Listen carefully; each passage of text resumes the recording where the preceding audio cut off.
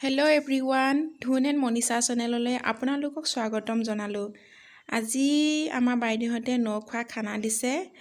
আজি খানা কোনে বনাব, কেনেকৈ বনাব, ক'ত বনাব আৰু আমি কি খাম সেই আপোনালোকক দেখাই থাকিম। আপোনালোকে ভিডিঅ'টো স্কিপ নকৰাকৈ চাই থাকিব। আৰু যদি মোৰ ভিডিঅ'বিলাক চাই ভাল লাগিছে আপোনালোকে প্লিজ লাইক, কমেন্ট আৰু সাবস্ক্ৰাইব কৰি দিব আৰু শ্বেয়াৰ কৰিবলৈ নাপাহৰিব। এতিয়া আপোনালোকক মই আজি খানাৰ ভিডিঅ'টো দেখাই দিছো।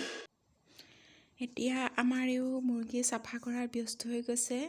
মুৰ্গী মাংস কাটি শেষ হোৱালৈকে বাইদেউহঁতৰ লগত বহি এতিয়া চাহকে খাই দিওঁ।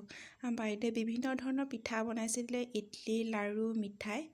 এতিয়া আমি চাহটো খাই লওঁ, তাৰপিছত আপোনালোকক দেখাই আছোঁ।